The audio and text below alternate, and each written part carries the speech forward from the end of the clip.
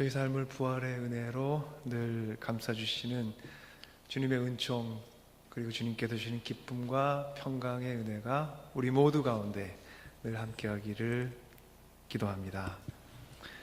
함께 기도하겠습니다. 은혜의 주님, 주님의 때가 바뀌고 있습니다. 겨울의 문을 닫고 저희 가운데 열렸던 봄이 지나가고 이젠 새로운 계절 여름을 향해 저희가 한 걸음 한 걸음 다가가고 있습니다.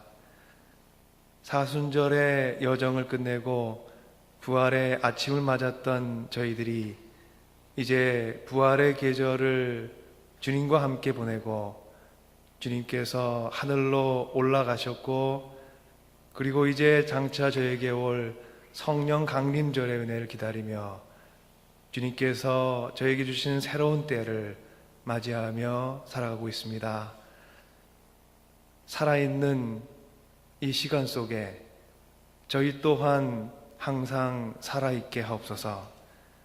살아 움직이는 시간 속에 죽어있는 시간을 살지 않도록 저희 모두를 부활의 생명의 은혜로 일으켜 세워주시고, 주님의 나라를 위해 그리고 성령의 은혜를 받는 교회의 한 지체를 이루는 한 사람의 제자로 저희 모두가 살아갈 수 있도록 저희와 함께 하옵소서. 이 아침에 주시는 주님의 말씀의 은혜를 기다립니다. 주님께서 말씀하실 때 저의 심령 깊숙이 주님의 은총과 사랑과 은혜가 머물게 하옵소서. 예수 그리스도 이름으로 주님께 기도 올리옵나이다. 아멘.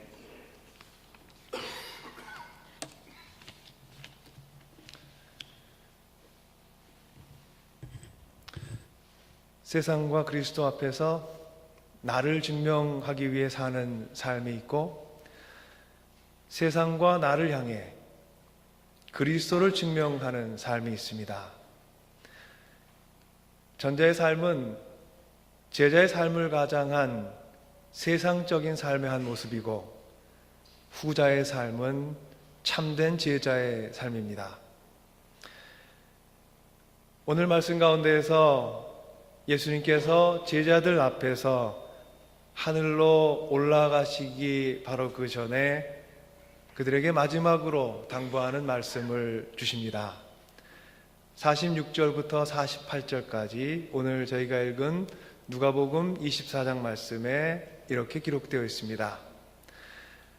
그들에게 말씀하셨다. 이렇게 기록되어 있다. 곧 그리스도는 고난을 겪으시고 사흘째 되는 날에 죽은 사람들 가운데에서 살아날 것이며, 그의 이름으로 죄사함을 받게 하는 회개가 모든 민족에게 전파될 것이라 하였다. 예루살렘에서 시작하여 너희는 이 모든 일의 증인이다. 그리스도께서 고난받으신 것과 죽은 자 가운데서 다시 살아나신 것, 그리고 보혈의 공로로 이루신 죄사함과 회개의 은혜, 이것이 제자의 삶을 살아가고자 하는 우리의 입술과 삶을 통해 드러난다면 저에게는 너무도 복된 일입니다. 그런데 이런 제자의 삶은 하지만 말처럼 쉽지는 않습니다. 우리들은 우리가 깨닫지 못하는 사이, 우리가 증거하고자 하는 그리스도를 드러내지 않고 대신 그리스도를 증거하는 나를 드러내고자 하며 살아가기 때문입니다. 그리스도를 증거하는 삶이 아니라 나를 증명하는 삶을 살아가면서 제자의 삶을 살고 있다고 착각하며 살아가는 경우가 참 많습니다. 우리 인생 통해 우리 모두는 많은 꿈을 꾸며 살아가고 있습니다. 꿈은 오늘을 살아가는 우리의 현재를 지탱해주고 살아 움직이게 해주는 아주 필수적인 것입니다. 꿈이 있으면 꿈이 있는 만큼 우리는 행복해하고 꿈을 잃으면 꿈을 잃은 만큼 불행해합니다. 아무것도 기대하는 것이 없는 삶은 불행한 삶이라고 할 수 있습니다. 아무것도 기다리지 않는 삶은 허망한 삶이기도 합니다. 그래서 우리에게 꿈과 소망은 우리의 생명과도 같이 아주 소중한 것입니다. 그런데 꿈에도 두 가지가 있습니다. 내가 증명되는 꿈이 있고 그리스도께서 증명되는 꿈이 있습니다. 그리스도 앞에서 그리고 세상 앞에서 나를 증명하고자 하는 꿈이 있고 그리스도를 증명하기 위한 꿈이 있습니다. 내게 지금 바라고 그리고 간절히 이루어지기를 소원하는 일이 있다고 가정하겠습니다. 이 일이 이루어지기를 놓고 우리는 기도하면서 많은 경우에 주님의 영광을 위해 이 일을 이루어 주십시오 하고 기도하곤 합니다. 그런데 우리의 이런 기도 안에는 아주 많은 경우에 내가 증명되기를 바라는 마음이 숨어 있습니다. 주님께서 증거되시는데 내가 일그러진 모습으로 드러난다면 아무 상관없을 것 같지만 사실은 그렇지 않습니다. 주님께도 영광이 되고 나도 그럴듯해 보이면 금상첨화 아니겠습니까? 그래서 우리는 주님께도 영광이 되고 나도 근사하게 보이게 되는 일을 끊임없이 간구합니다. 하나님께서 내가 잘할 수 있는 일을 시키시면 우리는 기뻐합니다. 자신 있는 일을 시키시니 그 일을 잘 해낼 것 같아 기쁩니다. 그런데 우리는 우리 자신에게 조심스럽고 아주 정직하게 물어보아야 합니다. 나는 그 일을 통해 내가 또한 증명되기를 바라고 있지는 않습니까? 내가 원하는 만큼의 학업을 성취하면 하나님께 영광이 된다고 생각합니다. 내가 나의 인생, 나의 자녀를 향해 바라고 소원하는 일들이 이루어지면 하나님께 영광이 되고 기뻐하실 것이라고 생각합니다. 그런데 우리는 많은 경우에 하나님께서는 좋아하시도 싫어하시도 않으실 일을 놓고 하나님의 영광을 구합니다. 사실은 나의 기쁨과 나의 만족을 위한 것이면서 우리는 하나님의 영광이 나의 바라는 가장 큰 우선순위인 것처럼 억지를 부리며 살아갈 때도 있습니다. 교회에서 우리가 함께 여러 사역을 하다 보면 내가 잘 하지 못하는 자신 없어 하는 일을 해야 될 때가 있습니다. 노래에 자신 없는 사람이 자꾸 노래를 해야 된다거나 많은 사람 앞에 서서 말하는 것을 어려워하는 사람이 오히려 많은 말을 하며 살아야 된다거나 음식 만드는 재주가 그렇게 뛰어나지 않은데 자꾸만 음식 만드는 일에 참여해야 되는 등 우리가 은사대로 혹은 재주대로 자신 있는 대로 할 수 있는 일만 하면 좋겠는데 하나님의 일, 교회 사역은 꼭 그렇게만 되는 것은 아닌 것 같습니다.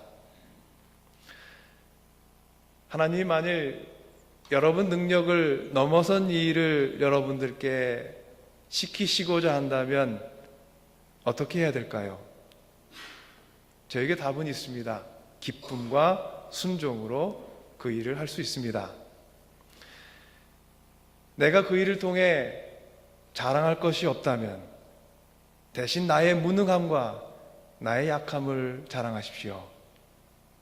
그러면 그 안에서 오히려 그리스도의 능력이 증명되고 그리스도의 은혜가 온전히 선포되는 놀라운 역사가 일어날 것입니다.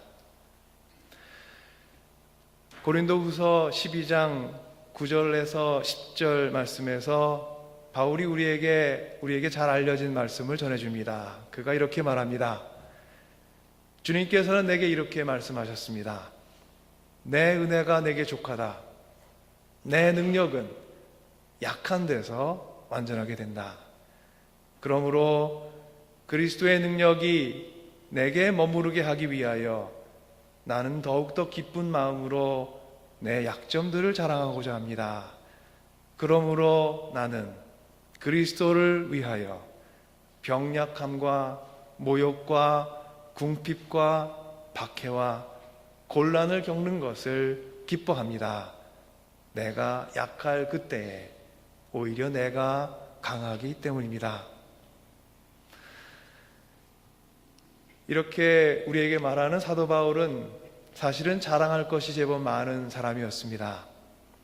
교육을 잘 받은 유대인이었고 능력과 재주도 제법 뛰어난 사람이었습니다. 그래서 그는 열정적인 유대인의 모습으로 살아갔습니다. 그런데 그가 부활하신 예수님을 만나면서 그의 인생이 송두리째 바뀌게 됩니다. 이전에 자랑과 능력이 되던 것들이 더 이상 그 의미를 갖지 않게 되었습니다. 그리고 예수님을 따라 복음을 따라 걸어가는 떠돌이 여행자가 되었습니다. 안정적인 유대인으로서의 지위와 삶을 버리고 그는 방랑자의 길을 서슴지 않습니다. 권세 있는 지도자 그룹에 서 있던 한 사람에서 그리스도를 변호하는 사회적 약자 중에 한 사람이 되었습니다. 새로이 선택한 길 위에서 그가 한 것은 그리스도를 위하여 병약함과 모욕과 궁핍과 박해와 곤란을 겪는 일을 기뻐하는 것이었습니다. 나를 증명하는 삶에서 그리스도를 증거하는 삶으로 변화된 것입니다. 사도 바울에 앞서서 예수를 따르던 예수님의 제자들은 그들 각자의 꿈을 지니고 예수님을 따라 나섰습니다. 그들은 예수님 곁에서 예수님의 생애와 사역을 가까이서 지켜보며 이 땅을 찾아온 하나님의 아들 예수님의 증인, 곧 그리스도의 증인이 되어갔습니다. 그런데 그들은 예수님 곁에 늘 함께 있었는데 참으로 같이 있지는 못했던 것 같습니다. 예수님과 늘 동행했지만 그들의 영혼 속에 들어와 계셔서 그들을 새로운 삶으로 인도하고 계셨던 주님의 참 인도하심의 그 손길을 그들은 알아채지는 못했습니다. 그들의 욕망은 여전히 그들이 살아왔던 그 세상의 범주를 벗어나지 못합니다. 예수님의 제자가 된 후에도 여전히 과거 예수님 제자가 아니었을 때와 정말로 크게 달라진 것 없는 그런 생각과 삶으로 예수님을 쫓아다녔습니다. 여러분께 언젠가 소개한 바 있는 김기석 목사님, 김기석 목사의 책 마태와 함께 예수를 따라라는 마태복음 강해서에 보면 제자들의 삶을, 이런 삶을 그가 이렇게 설명합니다. 제자는 스승이 있는 곳에 함께 있는 사람입니다. 예수님의 12 제자들은 제자였지만 여전히 제자 이전의 삶을 살았습니다. 공생의 3년 동안 그들은 예수님과 동행하며 삶을 배웠습니다. 하지만 그들의 배움은 욕망을 꿰뚫고 나아가지 못했습니다. 그래서 주님이 고난당하시던 시간 그들은 모두 예수님 곁을 떠났습니다.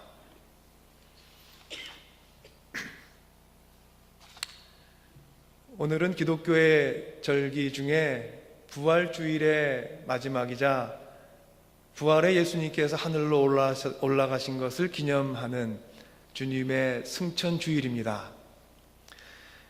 기독교 절기에서 주님의 승천일은 저희가 다음 주 주일이 성령 강림절이고요. 그로부터 열흘 전으로 잡습니다. 그러니까 지난 목요일이 주님께서 하늘로 올라가신 것을 기억하는 주님의 승천일이었습니다. 오늘 이 주일은 그 사실을 우리 마음속에 새기고 이제 하늘로 올라가신 주님께서 제자들에게 남기신 그 말씀, 그 마지막 말씀을 묵상해 보는 그런 시간입니다. 예수님께서 하늘로 올라가시기 바로 전에 제자들에게 마지막으로 이렇게 말씀하셨습니다. 보아라, 나는 내 아버지께서 약속하신 것을 너희에게 보낸다. 그러므로 너희는 위로부터 오는 능력을 입을 때까지 이 성에 머물러 있어라. 주님을 따르던 제자들에게 이 말씀에서 얘기하시는 이 성, 바로 이 성은 제자들에게 어떤 곳입니까? 그들에게 이 성은 희망과 절망이 교차하는 곳이었습니다. 기쁨과 슬픔이 중첩되는 곳입니다.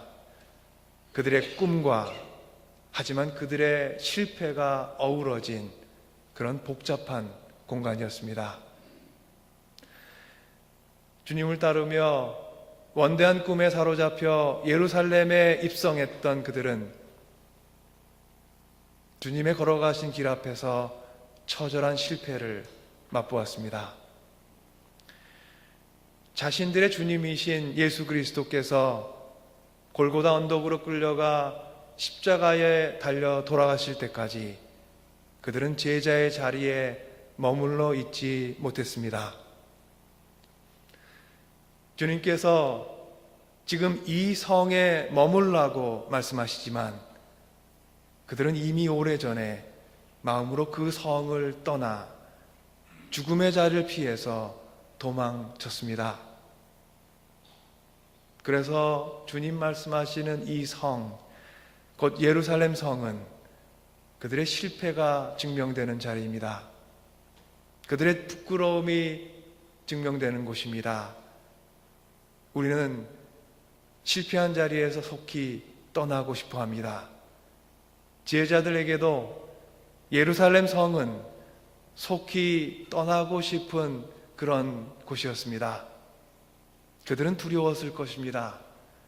사람들이 그들을 알아보고 손가락질 할까봐 염려하고 두려워했을 것입니다. 스승을 버린 제자임을 누군가가 알아볼까봐 그들은 두려웠을 것입니다. 그런데 부활하신 예수님께서 그들에게 당부하십니다. 위로부터 능력이 입혀질 때까지 이 성에 머물라. 예수님의 이 말씀은 너희들의 실패가 드러난 곳에서 나의 부활의 증인이 되거라, 그런 뜻입니다. 너희들의 성공을 증명하지 말고 은혜의 능력을 증거하도록 하여라, 그런 뜻입니다. 그리고 후회 가득한 자리를 떠나거나 그곳에서 도망치려만 하지 말고 오히려 그 후회의 자리를 성장과 반성의 기회로 삼으라, 그런 뜻입니다. 한국의 정현종 시인의 모든 순간이 꽃봉오리인 것을 이라는 시가 있습니다. 살아온 우리의 지난날, 우리 모두가 돌이켜보면 우리 삶에는 배움과 성숙의 기회가 활짝 열려 있었는데 우리는 그런 기회들을 참으로 알지 못하고 보아도 스쳐보고 들어도 스쳐 지나게 됨을 그는 우리와 함께 깨닫고 그가 시로 우리 가운데 이렇게 노래합니다. 나는 가끔 후회한다. 그때 그 일이 노다지였을지도 모르는데, 그때 그 사람이, 그때 그 물건이 노다지였을지도 모르는데, 더 열심히 파고들고, 더 열심히 말을 걸고, 더 열심히 귀 기울이고, 더 열심히 사랑할 걸. 반벙어리처럼, 귀머거리처럼 보내진 않았는가? 우두커니처럼 더 열심히 그 순간을 사랑할 것을, 모든 순간이 다 꽃봉오리인 것을, 내 열심에 따라 피어날 꽃봉오리인 것을. 시인의 노래에서 제게는 제자들의 음성이 이렇게 들려왔습니다. 나는 가끔 후회한다. 그때 더 열심히 말을 걸고, 그때 더 열심히 귀를 기울이고, 그때 더 열심히 더 사랑할 것을. 반벙어리처럼, 귀머거리처럼 보내진 않았는가? 모든 순간이 다 꽃봉오리였던 것을, 내 열심에 따라 피어날 꽃봉오리인 것을. 예수님의 말씀대로 이 성에 머물며 제자들은 아마 그 마음 깊숙이 후회했을 것 같습니다. 그때 더 열심히 예수님께 말을 걸고, 그때 더 열심히 예수님께 귀를 기울이고, 그때 더 열심히 예수님께서 사랑한 세상과 바로 그 사람들을 더 사랑할 것을 그들은 후회했을 것입니다. 예수를 따르며 함께 살았던 그 3년의 모든 순간순간이 그들에게는 다 꽃봉오리였던 것을, 그들이 듣고 배우고자 하는 열심에 따라서 예수님과 함께 피워낼 꽃봉오리였던 것을.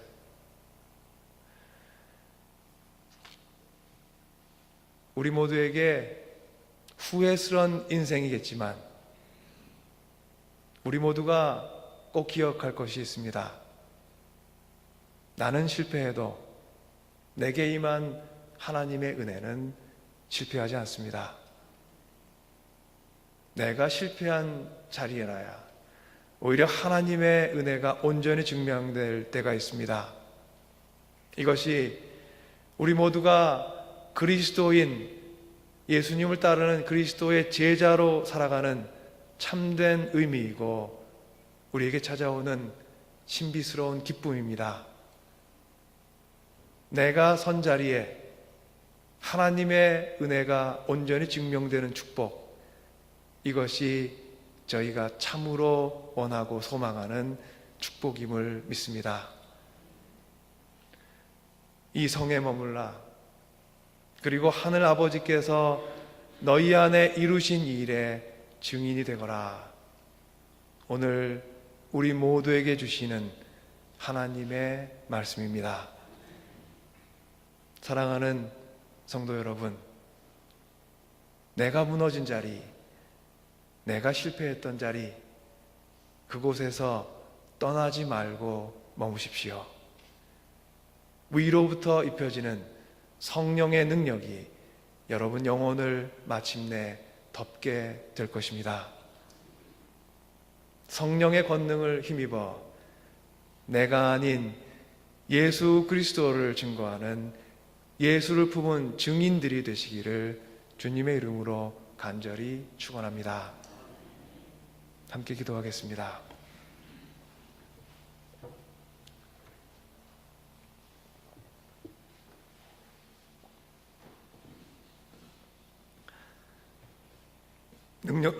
능력의 주 하나님, 십자가로 우리를 구속하시고 부활로 우리의 생명을 새롭게 소생케 해주신 주님, 주님의 그 능력과 은혜를 저희 모두 함께 찬양합니다. 세상이 우러러보는 사람이 아니라 주님을 찬양하고 예배하는 한 예배자여 기도자로 서 있음이 우리에게 참으로 행복임을 이 아침에 함께 깨닫습니다. 주님, 저희 인생 통해 주님의 십자가와 부활의 능력이 온전히 증명되기를 간절히 소망합니다. 주님께서 취하셔야 할 영광을 어리석은 욕심으로 인해 가로채지 않게 하시고 주님의 능력 속에서 우리의 약함을, 우리의 무능함을, 우리의 실패를 자랑하게 하옵소서. 우리의 약함 속에서 주님의 능력이 온전해짐을 고백합니다. 육신의 삶이 다하고 나면 흙 한 줌에 불과한 우리 삶이 감히 주님의 증인이 되었음을 자랑하게 하옵소서. 예수 그리스도 이름으로 기도 올리옵나이다. 아멘.